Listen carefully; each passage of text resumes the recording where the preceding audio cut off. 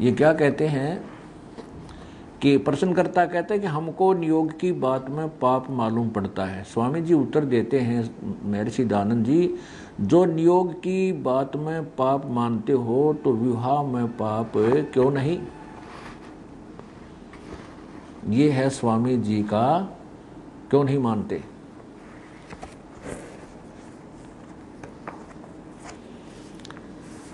अब स्वामी जी ने कहा है कि यदि तुम इस पशु तुल्य कर्म में, जैसे जिसको नियोग कहा है कि केवल वो स्त्री मिलन समय किसी अन्य विधुर पुरुष से मिले और उसे गर्भ धारण कर ले और वो संतान उसकी मरे हुए पति की होगी जो मर चुका है साल 2 साल वर्ष पहले, तो अगर वो तुम पाप मानते हो कि यदि तुम इसको गलत मानते हो तो विवाह भी तो गलत है। स्वामी जी कहते हैं विवाह करना भी तो पाप ही है। अच्छा, आगे देखिएगा। अब प्रश्नकर्ता ने फिर पूछा है, वही चतुर्थ समलास पृष्ठ 99 प्रश्न, नियोग अपने वर्ण में होना चाहिए व अन्य वर्ण सत के साथ भी। उत्तर स्वामी जी का, अपने वर्ण में व अपने से उत्तम वर्णसत पुरुष के साथ, अर्थात वैश्या स्त्री, वैश्य, अक्षत्रिय और ब्राह्मण के साथ, और अक्षत्रिय और ब्राह्मण, और ब्राह्मणी केवल ब्राह्मण के साथ नियोग कर सकती है। इसका तात्पर्य यह है कि वीर्य सम व उत्तम वर्ण का चाहिए, अपने से नीचे वर्ण का नहीं। ये स्वामी जी का नियोग का प्रकरण, विवाह का प्रकरण बता। अब और एक बहुत ही कमाल किया है स्वामी जी ने।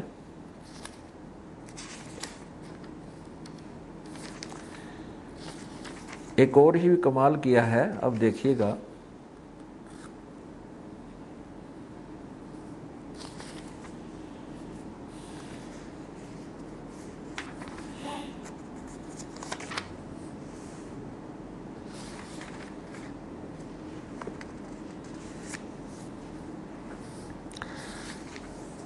अब स्वामी जी से पूछा कि मान लीजिए किसी का पति जीवित है,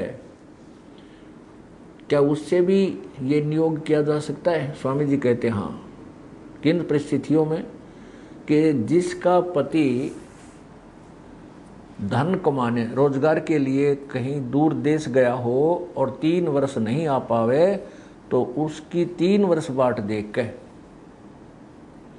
वो किसी अन्य पुरुष से, वो विवाहित स्त्री अन्य पुरुष से यही पशु तुल्य कर्म नियोग करके संतान उत्पत्ति कर ले, और वो संतान वो विदेश गए, जो दूर देश गए पति की ही मानी जाएगी, उसी की संपत्ति के अधिकारी होंगे। और जब वो पति आवे तो फिर उस नियुक्त से कोई संबंध ना रहे। फिर आगे बताया है कि इसी प्रकार यदि किसी स्त्री का पति मारता पीटता हो, दुख देता हो, तो वो क्या करे, उस पति से अपना मिलन नहीं करे, वो किसी अन्य पुरुष के पास जाकर गर्भ धारण करवाया हुआ है, और वो जो बच्चे होंगे वो उस विवाहित पति जो वर्तमान जीवित है उसके ही दाएं भागी होंगे। और वो आपको ये पहले पढ़ ही लिया कि उसी का गोत्र होगा, उसी के पुत्र माने जाएंगे। और उसकी छाती पर रखे उस दूसरे गैर पुरुष से गर्भ धारण करके जो संतान उत्पन्न करे वो उसी घर में रहे जो विवाहित पति वाले में, लेकिन उससे अपना शारीरिक संबंध ना रखे। महर्षि जी का ये कलम तोड़ समाज सुधार और कुल उद्धार का विवाह का समय और विधि बताई है। अब अपनी आंखों से पढ़िए, ये वही सत्यार प्रकाश। और यहाँ देखिएगा 174 समोल्लास, और यहाँ देखिएगा प्रश्न नंबर 102 पर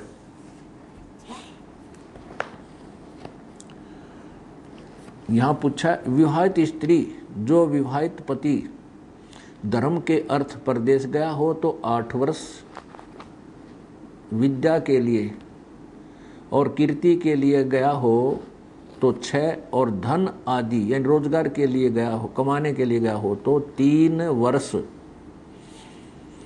तक बाट देख के पश्चात यानी बाद में नियोग करके संतानों उत्पत्ति कर ले। जब विवाहित पति आवे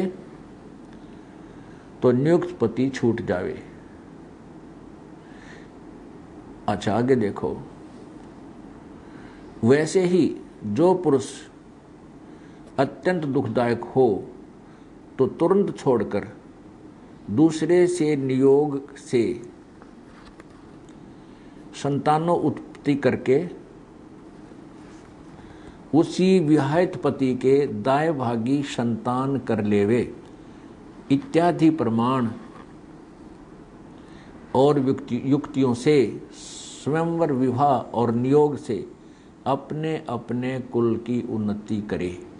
फिर देखिए नीचे, जैसे औरस अर्थात विवाहित पति के पति से उत्पन्न हुआ पुत्र पिता के पदार्थों का स्वामी होता है, वैसे ही अक्षेत्रज यानी उस अर्थात नियोग से उत्पन्न हुए पुत्र भी मृत पति के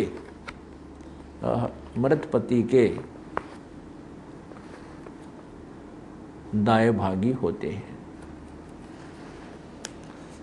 अब स्वामी दयानंद जी ने कलम तोड़ दी है समाज सुधार के लिए। क्या बताया है कि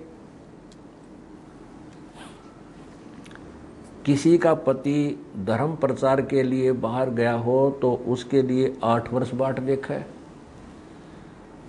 अब हम आपको स्वामी दयानंद जी के विचारों को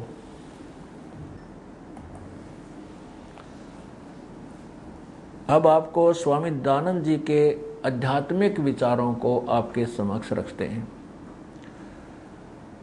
स्वामी जी कहते हैं कि परमात्मा निराकार है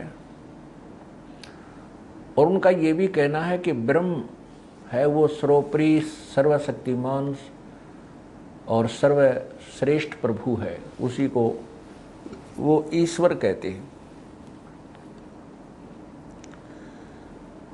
परमात्मा कैसा है उसके विषय में स्वामी जी के विचार आपके समक्ष रखते हैं। और स्वामी दयानंद जी वेदों को सत्य मानते हैं कि वेदों में जो लिखा है वो सत्य है। तो स्वामी जी के विचारों की वेदों के साथ तुलना करते हैं और साथ में स्वामी जी के ही द्वारा लिखे सत्यार प्रकाश के अंदर भी उनके विचारों को स्पष्ट करते हैं और फिर सिद्ध करते हैं परमात्मा साकार है व निराकार। स्वामी दयानंद जी का मानना है कि परमात्मा निराकार है।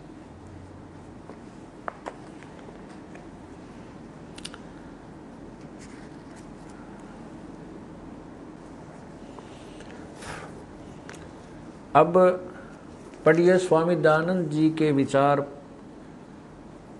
परमात्मा साकार है व निराकार। स्वामी जी कहते हैं परमात्मा यानी ईश्वर निराकार है। सत्यार्थ प्रकाश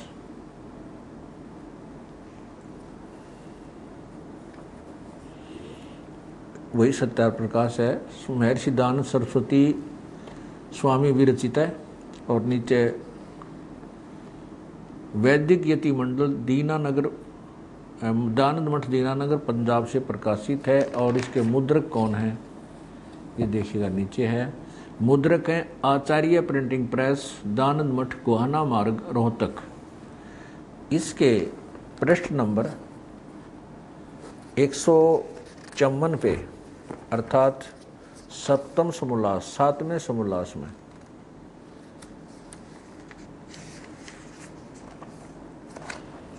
ये देखिएगा।